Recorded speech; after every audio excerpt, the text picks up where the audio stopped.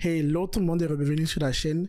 J'ai créé un bot intelligent avec l'API de ChatGPT pour gérer mes dépenses personnelles. Je l'ai partagé la dernière fois sur Internet, sur LinkedIn et Twitter. Et beaucoup de gens l'ont aimé et je me suis dit, je vous ferai un tutoriel sur comment créer le même bot. Alors pour ceux qui n'ont pas vu le bot, je vous montre un peu une démo rapidement. Alors comme vous pouvez le voir ici, ça fait 1268 likes déjà sur LinkedIn. Donc ça a été vraiment beaucoup apprécié. Alors regardons ensemble. Hello tout le monde, ici Kevin. Je voulais vous montrer un bot intelligent que j'ai développé avec l'API de ChatGPT. En gros, c'est un bot de suivi de dépenses où vous pouvez donner votre dépense avec un message vocal, avec de la voix. Donc là, je lui ai dit tout simplement que j'ai renouvelé mon abonnement à la salle de gym et j'ai payé par mobile money. Donc là, c'est transcrit et la donnée structurée est retirée grâce à ChatGPT. Donc là, j'ai le moyen de paiement qui est correct, mobile money, la catégorie sport qui est correcte, le montant, la désignation qui sont correctes aussi. Et tout ça, ça va dans une base de données SQL. Alors une fois que c'est dans la base de données SQL, je peux continuer à envoyer des messages vocaux et à enregistrer d'autres dépenses, mais aussi je peux lui poser des questions sur mes dépenses. Et là, c'est ce que je suis en train de faire. Et ce test-là que je suis en train d'écrire va être transformé en une requête SQL. Donc là, on voit le total de dépenses que j'ai fait en transport, qui est de 43 000 francs CFA, et c'est correct normalement. Mais pour vérifier que c'est vraiment correct, je lui demande de me montrer les lignes de dépenses en fait. Et là, cette question aussi sera transformée en requête SQL, et on pourra voir exactement toutes les lignes de dépenses et vérifier si le total est égal à 43 000 exactement.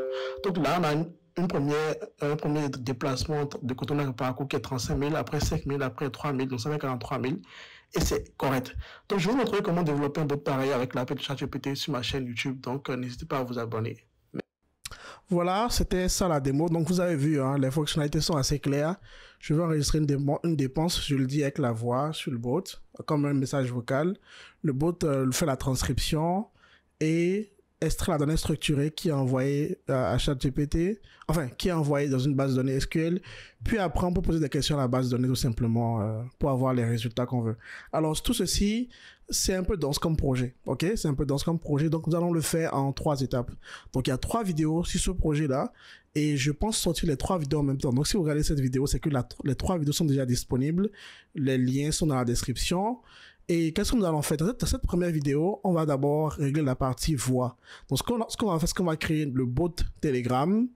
On va aussi faire en sorte d'envoyer un message audio, un message vocal au bot et récupérer la transcription directement sur le bot. Donc, ça, ce sera la première fonctionnalité. Dans la seconde fonctionnalité, qu'est-ce qu'on va faire? On va utiliser l'API de ChatGPT pour extraire la donnée structurée du test qu'on aura écrit. Donc, par exemple, si on écrit j'ai pris un taxi de Paris à Paris à New York par exemple, c'est pas possible, mais bon, pour cet exemple-là, taxi de Paris à New York et que j'ai dépensé 1000 € par exemple, bah que tous les champs soient extraits automatiquement et que la catégorie transport soit mise automatiquement pour nous. Ça, c'est grâce à l'API de ChatGPT et ça, ce sera sauvegardé dans une base de données SQL. C'est ce qu'on fera dans la deuxième vidéo. Dans la troisième vidéo, on va implémenter la fonctionnalité de poser des questions du genre, par exemple, montre-moi mes dépenses en transport, qu'est-ce que j'ai dépensé en nourriture ce mois-ci, et tout ça sera transcrit. Ce sera converti en requête SQL et on aura le résultat. Bref, voilà le plan pour les 3 vidéos. Donc, cette vidéo, beaucoup plus côté voix et côté bot. Deuxième vidéo, ChatGPT, extraction de l'information structurée et sauvegarde dans une base de données SQL. Et troisième vidéo, ce sera questions-réponses sur une base de données SQL grâce à ChatGPT. Donc, sans plus tarder, allons-y. Ce que nous allons faire d'abord, c'est de créer le bot Telegram. Alors, pour commencer le bot Telegram, alors ce qu'on va faire, c'est que je vais vous amener mon bot ici à moi.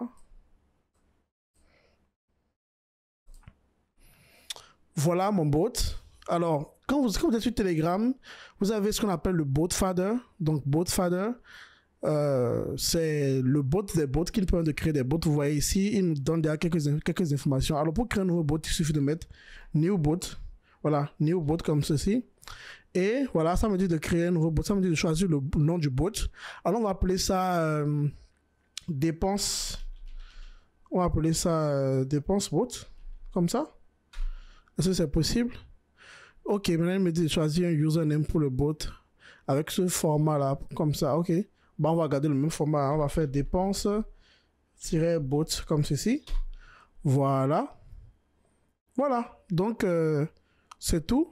Vous voyez, en faisant ça, on a un URL. Donc, t.me/depensebot.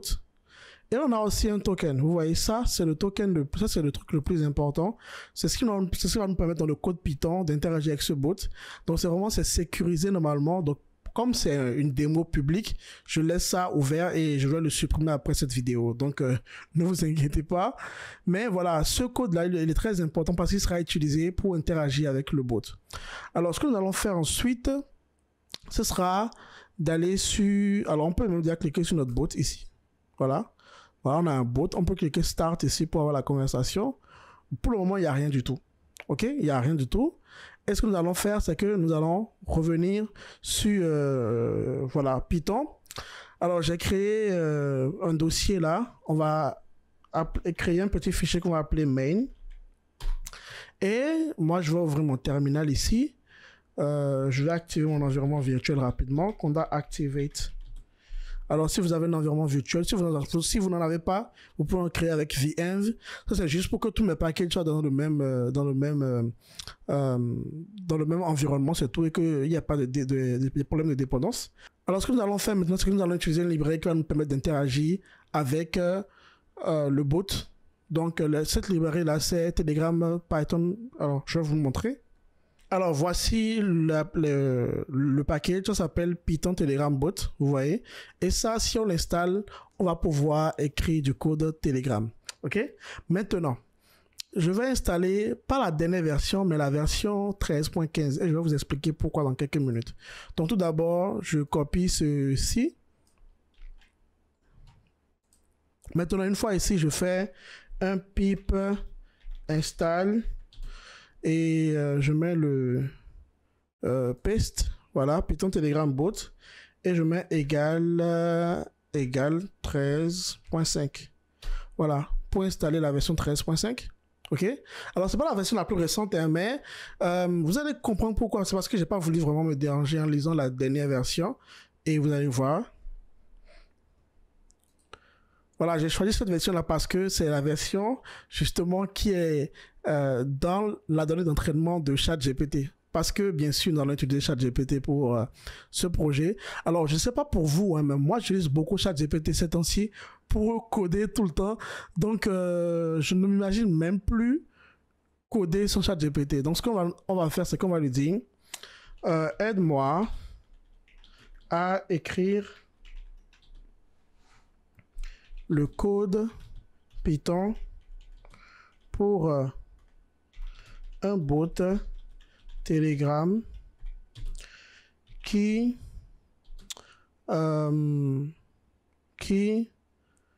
reçoit des messages vocaux en entrée et nous sauvegarderons ces messages vocaux. Garderons ces messages dans un dossier. Donc, c'est ce que nous allons faire. Nous allons récupérer en fait les messages audio comme un fichier et l'envoyer plus tard à un API pour la transcription. Alors là, on pourrait utiliser Whisper de OpenAI ou Google Cloud Speech, le speech to test de Google Cloud. Donc, comme j'ai une série de vidéos actuellement sur ma chaîne YouTube liées à Google Cloud, donc vous allez voir, apprendre Google Cloud, comprendre le cloud, introduction au cloud, tutoriel sur Cloud Storage. Il y a plein de... Et on a même fait une application tout ça sur Google Cloud. On va utiliser en fait la librairie de Google Cloud et c'est ça qui est ici. Je vais vous expliquer ça tout à l'heure. Pour le moment, écrivons le code. Donc, nous sauvegardons ce message dans un dossier. Donc, faisons déjà ça par exemple. Donc, on va utiliser ChatGPT pour nous aider à faire ça. Et voilà. Vous voyez, c'est déjà simple. Moi, je vais copier ça. Et si j'ai insisté pour qu'on utilise la version 13.15, c'est parce que c'est vraiment la version pour laquelle ce code fonctionne. Donc, vraiment, n'hésitez pas à l'utiliser. Alors, ici, qu'est-ce qu'on a? Alors, ici, qu'est-ce qu'on a? On a from telegram.extension, on a importé, updaté, machin, tout ça. Ici, nous avons la fonction qui est appelée à chaque fois qu'un message vocal est reçu. Vous voyez, j'aime bien comment ChatGPT commente le code. Donc ici, on aura... voilà, on va créer un... Alors ici, je vois qu'on a le fichier, c'est un fichier de type OGG. Donc les messages vocaux qui sont envoyés à ChatGPT ont un type OGG. Et voilà, je pense que tout ce qui est là, c'est bon. Par contre, on n'a pas un dossier qui s'appelle Voice Message. Donc, je vais créer un dossier ici qu'on va appeler Voice Message, comme ça. Ou bien, ce qu'on peut faire aussi, c'est de vérifier si... Alors, je vais lui dire, vérifie dans le code si le dossier Voice Messages est créé. Sinon, crée-le. Donc, on va ajouter ça pour s'assurer que quand on lance le code même en production, ça fonctionnera toujours. Donc, voici la partie. OK, voilà, c'est ça. Vous voyez? Bon, j'aurais pu écrire ça. Hein. Je vais vous montrer comment j'aime beaucoup utiliser ChatGPT pour faire tout ce que j'ai envie de faire. Donc, voilà. Alors, je mets ceci en indentation. Donc, ça, j'ai même plus besoin je peux le supprimer. Quand je vais lancer le code, ceci sera allumé tout seul, sera créé tout seul. Donc, voilà, je récupère le message vocal, le file ID, et voilà, je récupère le fichier aussi, et le tout est sauvegardé dans la file ID OGG. Très bien. Donc, je pense que c'est correct. Hein? Je pense que c'est correct. Donc, ce que nous allons faire là... ok, il y avait déjà ceci ici à ce niveau. Oh, j'avais pas vu ça. J'avais pas vu ça. Donc, c'était déjà là. Pour la création, en fait, du dossier, c'était déjà là. Donc, c'est même pas la peine qu'on le calcule ici. Très bien. Donc, voici ce que nous allons faire. Nous allons lancer le code. Donc, je fais python main.py. Voilà. Invalid token. Ah, bien sûr. J'ai oublié. Il faudrait qu'on puisse interagir avec le token, n'est-ce pas? Donc ici, vous voyez, quand on crée le bot, vous voyez ici, c'est écrit Your Telegram Bot Token. OK. Allons chercher le bot token. Donc ça, c'est dans BotFadder. Donc quand je vais dans BotFadder ici, je copie ceci. C'est mon bot token. Je reviens là et je le copie ici. Alors pour le moment, je le mets là, mais normalement, on ne doit pas le mettre là. On doit le mettre dans un fichier .env pour le protéger. Mais je le mets là parce que c'est ouvert à tout le monde pour le moment. Donc, je fais python main. Ça devrait maintenant fonctionner. Très bien. Donc, ce que nous allons faire, c'est que moi, je vais me connecter sur mon téléphone. Je vais aller sur Telegram et ouvrir, en fait, ce fameux bot là. Donc, alors, j'ai dépense bot. Donc, je vais juste lui envoyer un petit message. On va voir si ça va se sauvegarder. Donc, OK, on est sur YouTube actuellement. On est en train de créer le bot ensemble. Voilà. J'ai envoyé un message audio. On va voir si ça va créer un fichier ici. Ah, vous voyez? Il y a un fichier qui a été créé avec le file ID. C'est super, ça. Ouais, maintenant, est-ce qu'on peut lire ce fichier-là? Non, on ne peut pas le lire ici. OK, je vais faire un deuxième essai. On va voir si on aura un autre fichier qui est là. Bonjour, bonjour. C'est bon, ça fonctionne. Donc, on a un deuxième fichier. Vous voyez comment on va rapidement avec ChatGPT. C'est incroyable. Quand je code avec ça, vraiment, je vais très, très, très, très vite. Donc, voilà comment on a... C'est assez simple. Donc, je peux arrêter pour le moment. Donc, c'est assez simple. On a déjà la partie sauvegarde. Allons sur...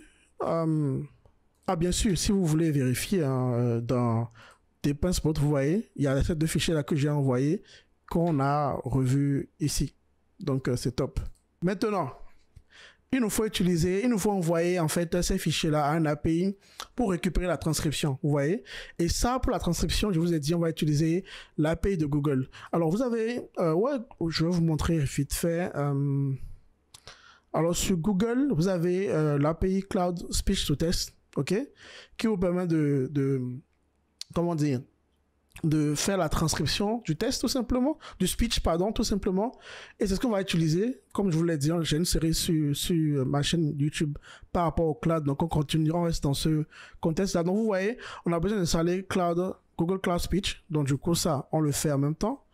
Donc ici je copie ça, j'installe mon Google Cloud Speech, vous voyez, donc en cours d'installation, super, c'est installé.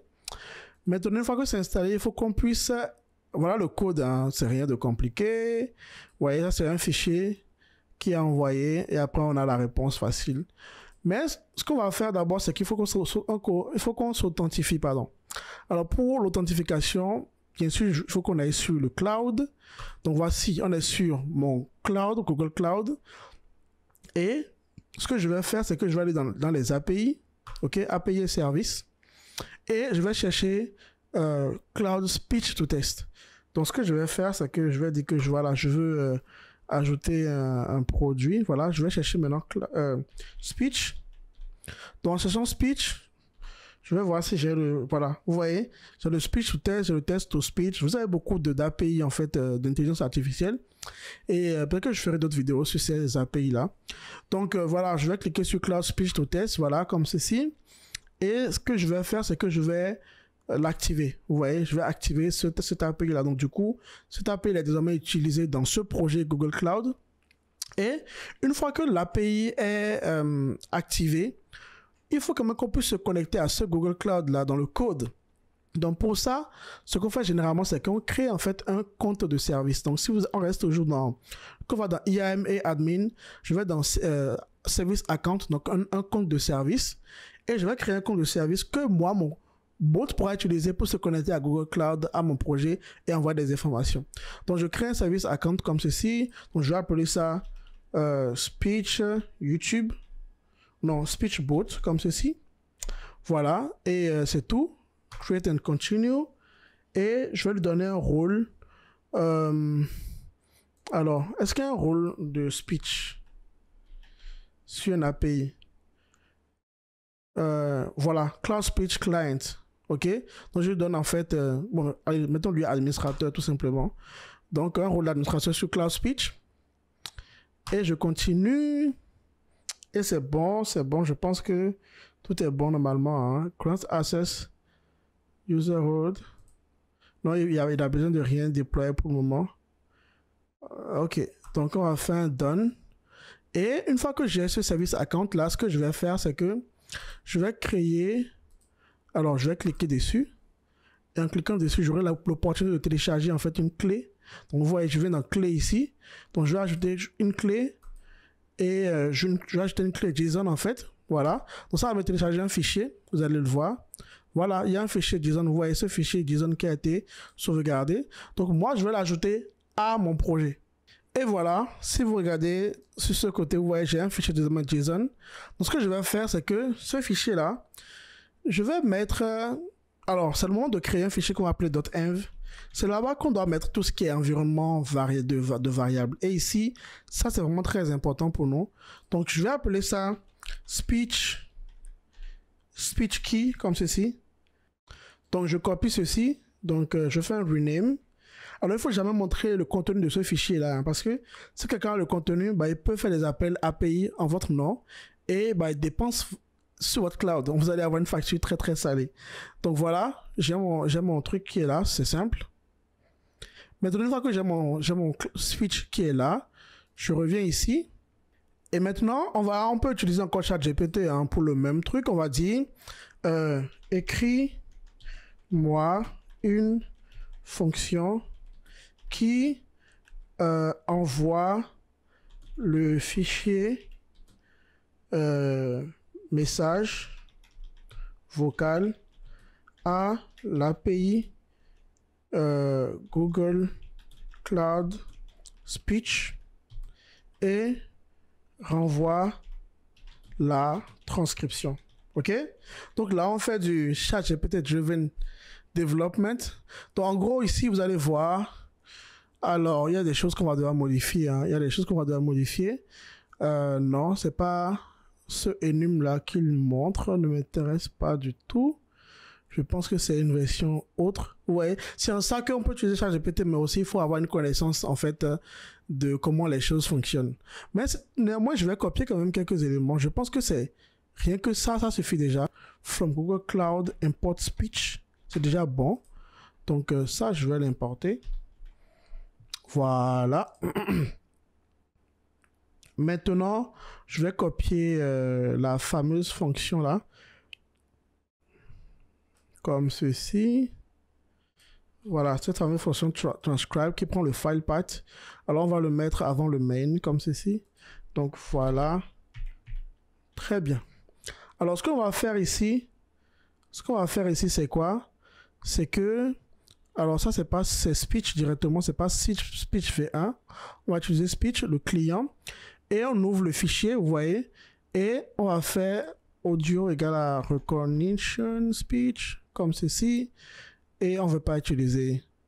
Non, on fait pas ça, on fait pas ça. Alors, ce qu'on va faire, c'est que quand on va directement dans la documentation qu'on avait ici, vous allez voir, on a l'audio speech recognition comme ceci, et on a ceci qui est là, speech recognition encoding.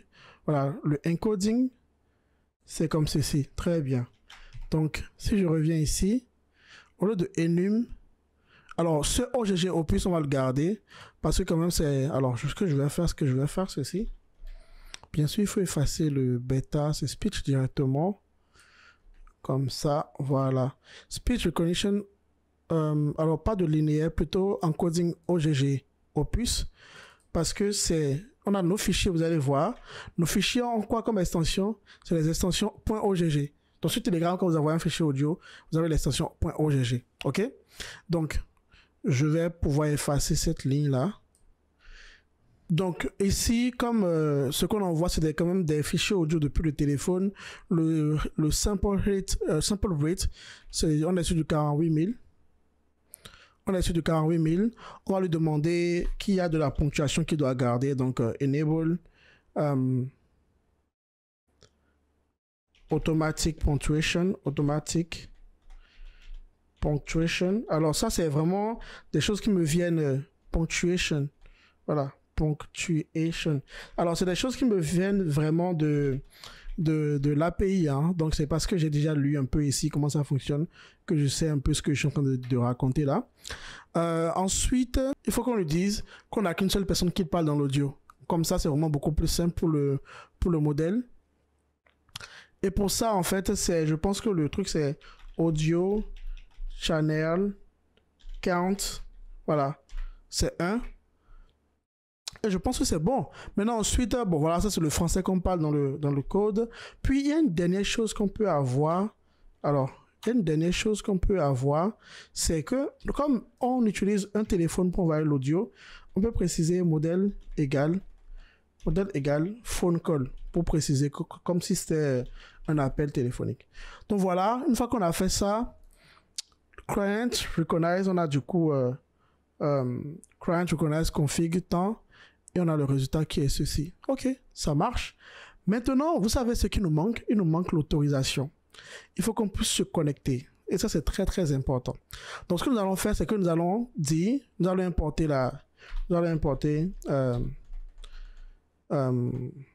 from .env. .env, c'est pour charger. Alors, from .env import load .env.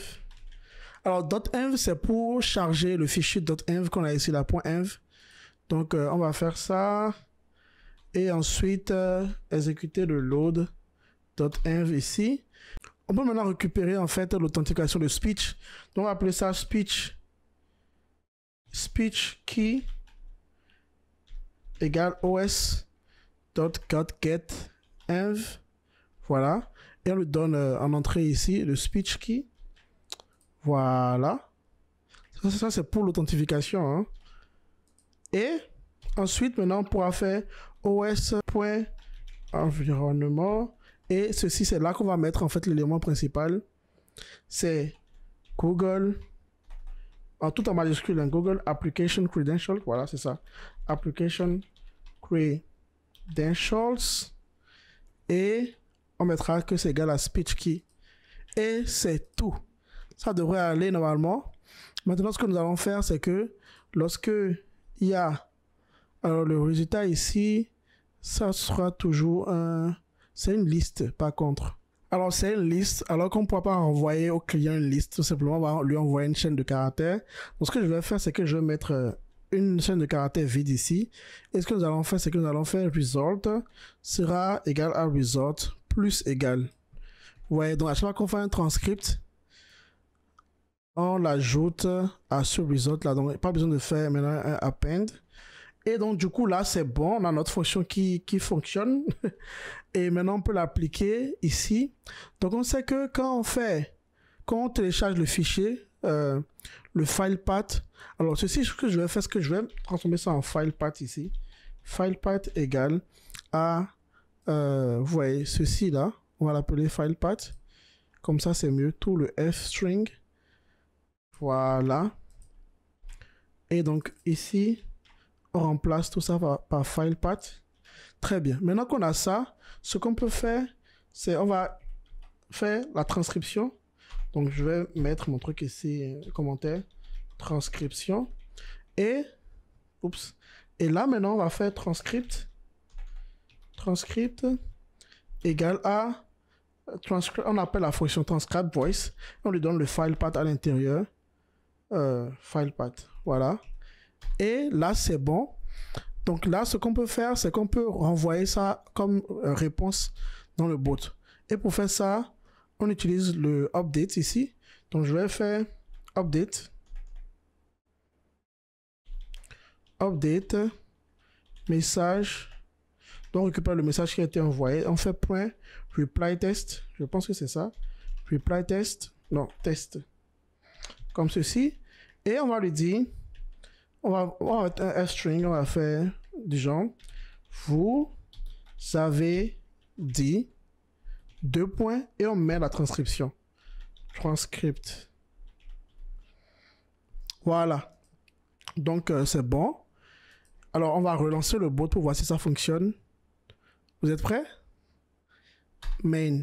Oups, on a un problème. Là, j'ai oublié de mettre une virgule quelque part. Ici, ok. C'est bon, là.